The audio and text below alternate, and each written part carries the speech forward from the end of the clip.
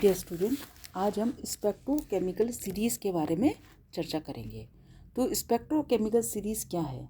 कोई भी transition metal जब आयनिक स्टेट में होती है तो स्थायी विन्यास के कारण उसकी ऊर्जा न्यूनतम होती है। यह उसकी क्या कहलाती है? स्पेक्ट्रोस्कोपिक ग्राउंड स्टेट कहलाती है। लेकिन जैसे जैसे ये धातु आयन जो है कॉम्प्लेक्स निर्माण हेतु लिगेंड के क्रिस्टल फील्ड स्टेट में प्रवेश करता है तो विभिन्न जो स्टेप होते हैं उनका स्प्लिटिंग हो जाता है। इस स्प्लिटिंग के कारण विभिन्न ऊर्जा स्तर जो है प्राप्त होते हैं, एनर्जी लेवल प्राप्त होते हैं, जिनके बीच इलेक्ट्रॉनिक ट्रांजिशन होता है। इन इलेक्ट्रॉनिक ट्रांजिशंस के कारण हमें कॉम्प्लेक्सेस के स्पेक्ट्रा प्राप्त होते हैं। विभिन्न धातु आयन तथा विभिन्न लिगेंड के सहयोग से बहुत से कॉम्प्लेक्स के स्पेक्ट्रा से हमें यह ज्ञात पता चला है कि जो डेल्टा, जिसको हम क्रिस्टल फील्ड स्टेबलाइजेशन एनर्जी कहते हैं, का मान ट्रांजिशन मेटल आयन तथा लिगेंड की नेचर पर डिपेंड करता है। कॉम्प्लेक्सेस के एब्जॉर्प्शन स्पेक्ट्रा में विभिन्न बैंड का जो पोजीशन होती है वो भी डेल्टा के मान पर डिपेंड करती है। कुछ लिगेंड डेल्टा के मान को बढ़ाते हैं, जिनको हम कहते हैं स्ट्रॉन्ग फील्ड लिगेंड, और कुछ डेल्टा के मान को क्या करते हैं? कम करते हैं, उनको हम कहते हैं वीक फील्ड लिगेंड। इसी प्रकार से जब किसी एक मेटल आयन के साथ विभिन्न लिगेंड जो है विभिन्न लिगेंड के द्वारा जो कॉम्प्लेक्सेस के जो अध्ययन किया जाता है के स्पेक्ट्रा का अध्ययन करके लिगेंड को उनकी प्रबलता के आधार पर एक सीरीज में व्यवस्थित किया जाता है, तो इसको हम कहते हैं स्पेक्ट्रोकेमिकल सीरीज। जब किसी एक धातु आयन के साथ विभिन्न लिगेंड को उनके द्वारा जो निर्मित कॉम्प्लेक्सेस को एक जो है उनकी प्रबलता के आधार पर एक सीरीज़ में व्यवस्थित किया जाता है, तो इस सीरीज़ को हम कहते हैं स्पेक्ट्रोकेमिकल सीरीज। जो लिगेंड के लिए ये इस प्रकार है, जैसे iodide, bromide, thiocyanate, chloride, fluoride, OH negative, C2O4 2 negative, H2O, NCN, NCS, pyridine, NH3, ethylene diamine, dipyridyl, orthophenanthroline, NO2- CN-CO। अब इस श्रेणी में आयोडीन, ब्रोमाइड, क्लोराइड ये क्या है? वीक फील्ड लिगेंड है। इसके लिए डेल्टा की वैल्यू की भी कम है, जबकि CO, CN, NO2 strong field ligand है, इनके लिए डेल्टा की वैल्यू अधिक होती है। तो स्पेक्ट्रोकेमिकल सीरीज़ की उपयोगिता ये है कि उस सीरीज़ की सहायता से कॉम्प्लेक्सेस के एब्जॉर्प्शन स्पेक्ट्रा को हम आसानी से उसके बारे में पता लगा सकते हैं। अब इस स्पेक्ट्रोकेमिकल सीरीज़ को हम लिगेंड के क्रम में उनकी व्याख्या करेंगे। एक तो explanation on the basis of crystal field theory और दूसरा explanation on the basis of valence bond theory. ठीक है, तो अब क्रिस्टल फील्ड थ्योरी के अनुसार क्या है कि मेटल और लिगेंड बॉन्ड की नेचर कैसी होती है? आयनिक होती है। स्पेक्ट्रोकेमिकल सीरीज में क्या है? हैलाइड के क्रम की व्याख्या क्रिस्टल फील्ड थ्योरी के अनुसार हम इजीली समझा सकते हैं। सभी हैलाइड में फ्लोराइड का आकार छोटा होने के कारण इस पर जो है चार्ज अधिकतम होता है, जिससे फ्लोराइड जो है मेटल के साथ निकटतम पहुंच करके डेल्टा के मान को अन्य हैलाइड की तुलना में क्या कर देता है? बढ़ा देता है। इसके ठीक विपरीत जो है आयोडाइड जो है उसका आकार बड़ा होने के कारण ये मेटल आयन के साथ जो है कम स्थिर वैद्युत आकर्षण इसके बीच में कम होता है, जिससे डेल्टा के मान में कम ही होती जाती है।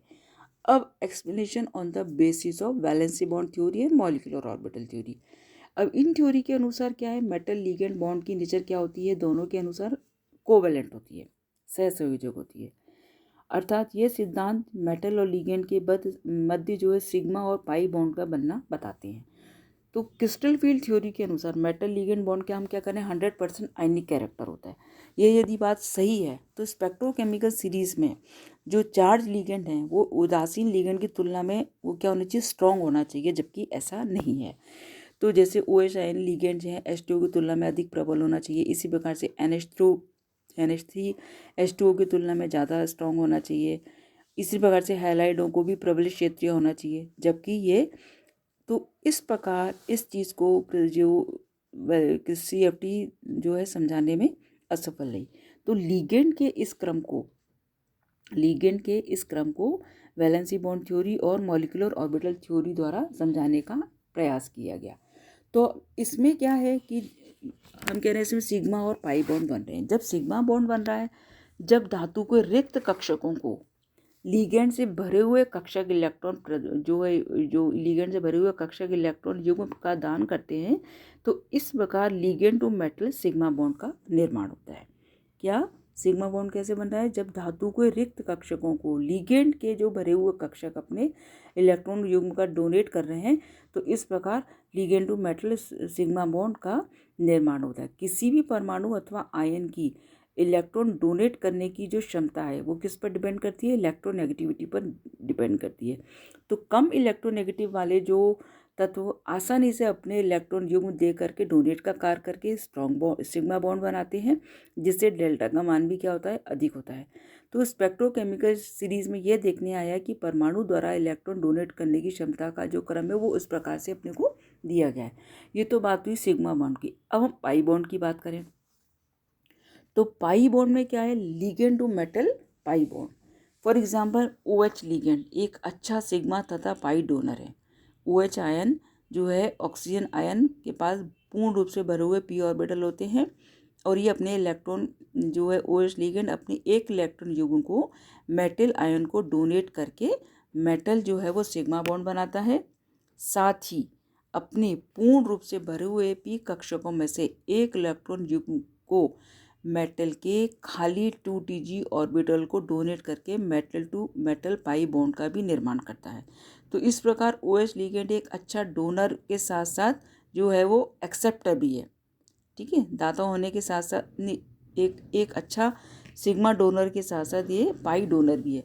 तो इस प्रकार जो धातु आयन पर ऋणावेश की अधिकता के कारण जो है इसके मानों में डेल्टा के मानों में कमी होती जाती है। इसी प्रकार से H2 में भी ऑक्सीजन पर 2 लोन पेयर ऑफ इलेक्ट्रॉन है, तो ये भी क्या करेगा? एक अच्छा सिग्मा डोनर है और एक अच्छा पाई डोनर नहीं होता। ठीक है, तो क्यों नहीं होता? इसका कारण ये है कि OH की तुलना में H2O लिगेंड जो है धातु आयन पर इफेक्टिव न्यूक्लियर चार्ज को बढ़ा करके डेल्टा के मान को बढ़ा देते हैं। तो यही कारण है कि OH की माइनस की तुलना में H2O स्ट्रॉन्ग फील्ड लिगेंड है, जो हम CFT के अनुसार नहीं समझा पाए थे इस चीज़ को। अब metal to ligand pi bond, metal to ligand pi bond इसके ठीक विपरीत CO CN minus NO2 minus जो है सिग्मा जो है दाता और पाई एक्सेप्टर लिगेंड है। सिग्मा डोनर और पाई एक्सेप्टर लिगेंड है। इस प्रकार के कॉम्प्लेक्स में मेटल आयन अपने पूर्ण रूप से भरे हुए T2G कक्षकों में से इलेक्ट्रॉन को लिगेंड के खाली पाई मॉलिक्यूलर ऑर्बिटल में डोनेट करके metal to ligand pi bond का निर्माण करते हैं। इस प्रकार धातु के D कक्षकों में से इलेक्ट्रॉन हटने के कारण धातु के प्रभावी धनावेश में वृद्धि होती है, जिससे डेल्टा का मान भी क्या होता जाता है? बढ़ता जाता है। तो डेल्टा का मान लिगेंड के साथ साथ मेटल आयन पर भी डिपेंड करता है। तो लिगेंड के समान मेटल के लिए भी एक स्पेक्ट्रोकेमिकल सीरीज बनाई गई है। तो मेटल के लिए जो स्पेक्ट्रोकेमिकल सीरीज है उसका क्रम ये है: मैग्नीज, निकल, CO2+, Fe2+, vanadium 2+, Fe3+, Cr3+, cobalt 3+, Mn4+, MO3+, RH3+, ruthenium 3+, palladium 4+, iridium 3+, rhenium 4+, platinum 4+। उपयुक्त श्रेणी डेल्टा के बढ़ते मानों को बताती है। तो हम इस प्रकार से बता सकते हैं कि धातु समान हो लेकिन ऑक्सीडेशन स्टेट भिन्न भिन्न हो, तो हाई ऑक्सीडेशन स्टेट वाली मेटल के लिए डेल्टा की वैल्यू भी ज़्यादा होगी।